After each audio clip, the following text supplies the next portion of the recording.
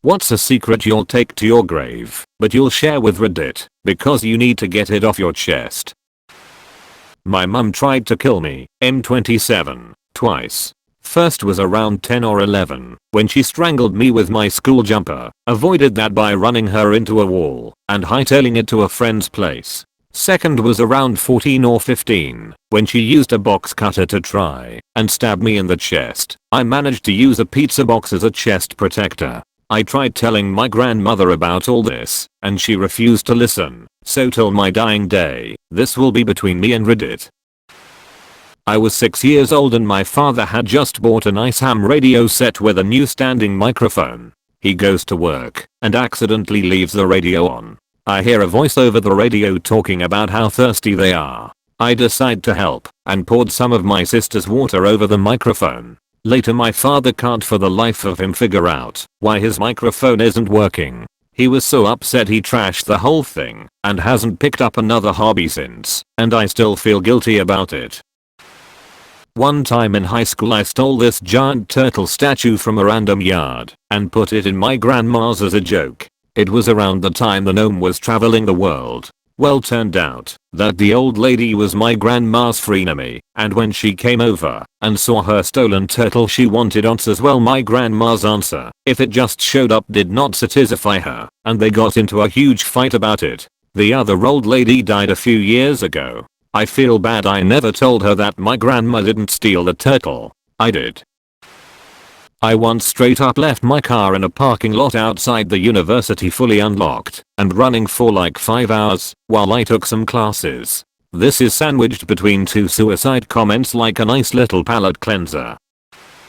I always have this feeling that I need to be somewhere. My mind is always wandering and not in the present moment wherever I am or whatever I'm doing. I'm struggling to find a peace of mind, and sometimes I feel depressed and trapped in this downward spiral. I'm thinking of going for therapy sessions, though I'm not sure how much it might help. I was in a FWB kind of situation with someone I didn't know super well a few months back, and she got off to the fact that a younger guy was into an older woman. I was 24 at the time, and she was 40, and I mean, so was I. I love MILFs, and she was right up my alley. But one day she stops talking to me out of nowhere, and I find out that it's because she went to jail. Previously, she had told me she used to have a minor drug problem, which I was sympathetic towards, because my mom did too, so I knew she was meeting with lawyers or parole people, or whoever, and I was surprised she had relapsed, because she seemed to be doing so well. Nope. Turns out she had raped her 14-year-old son and was just in my area awaiting trial or something, and she was so into our age difference because she was a pedophile and was using me as a kind of substitute. I was shocked and disgusted when I found out, but it made some of the things she said when we had sex make more sense. I had no idea and probably should talked about it with someone, but I just felt like trying to forget it would work, and for the most part it has, but I'll still never tell anyone I know personally. My dad committed suicide a few days before my birthday in October. The last conversation I had with him was about how I thought his shitty ex cheated on him. My mental health isn't the greatest, so I've convinced myself over the last 7 months that it's my fault. I regret that was the last conversation we had over his dumb fucking ex. There was no suicide note or anything. I miss him every second of every day, and I stare at his urn just sitting there. It's fucking weird, man. I'm too late for this to be likely seen, but I'll type it out as therapy for myself. The last time I spoke with my mother, I didn't really speak at all. I was 13 years old and had been spending the years at the hospital as she did chemotherapy, radiation, laser surgery, etc. to fight her spreading lymphoma. I was a stupid kid and was frustrated with having to be at the hospital every day after school. We were in the hospital room and I was annoyed that I couldn't be at home in my room calling my friends, no cell phones yet, or whatever the hell I was concerned with. When we were eventually leaving that day, I was a giant asshole and wouldn't give her a hug and just said something like I just wanna go home. The next day she was in a coma and never recovered from it, and the last time I got to hug her, her body was cold and was no longer alive. That will haunt me until the day I die. Edit. I don't know what to say. I kinda forgot I posted this and normally don't have many notifications, so I was confused at first. I did not expect to be crying when I got back on Reddit today. Everyone who took their time to write such kind things, thank you so much. I almost feel a little weird having this up and being seen by thousands of people clearly, since I thought it would just be a usual ignored AskReddit comment. But I'm going to leave it up because the responses I got actually had a pretty profound impact on my day and my thoughts. And I hopefully this comment and the replies can help someone who might be dealing with similar feelings.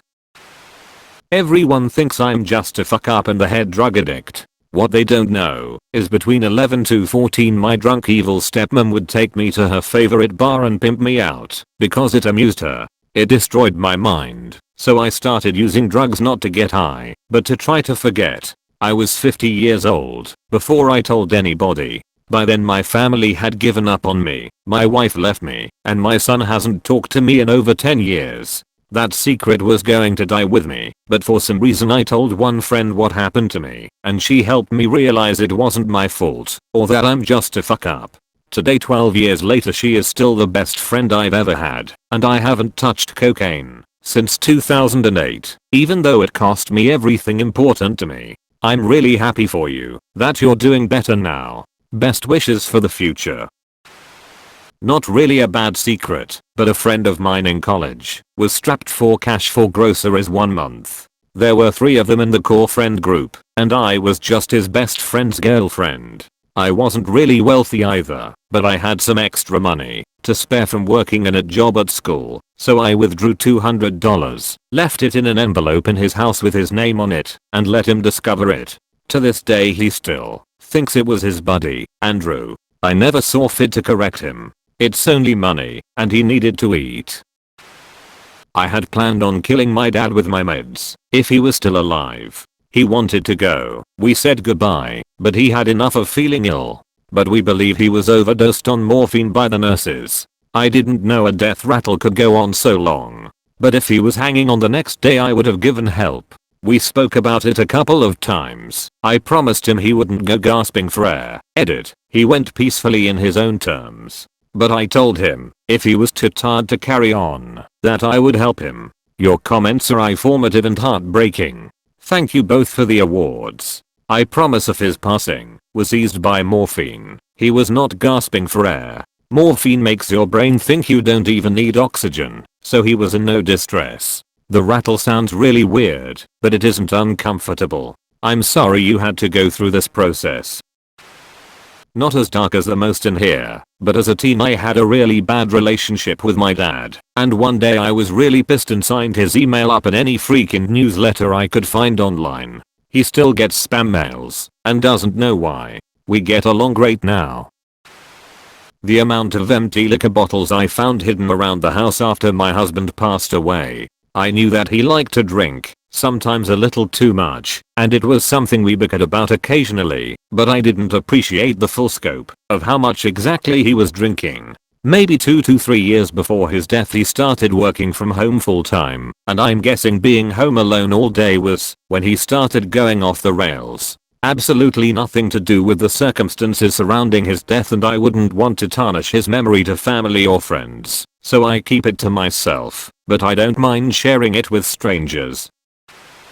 My ex-girlfriend's family told me to break up with her because of her erratic behavior. I will never ever let her know this. My ex-boyfriend's mom, when I called to tell her he had dumped me out of the blue and that I was afraid he was manic and alone, told me it is very strange to say this because he is my son, but you deserve better.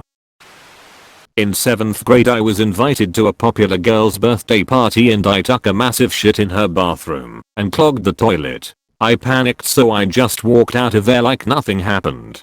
Then when one of the other kids needed to use the bathroom, they came out and screamed out to everyone that someone left a massive log in the toilet and it wouldn't flush. Suddenly the entire birthday party shifted to the bathroom so they could inspect the giant shit I left in there, and everyone was laughing. I played along and laughed too, maybe a little too hard, because I thought it was absolutely hilarious. Everyone was staring at my shit and had no idea. I specifically remember one of the kids going, "Well, obviously it wasn't one of us," How would that even be able to come out of a kid?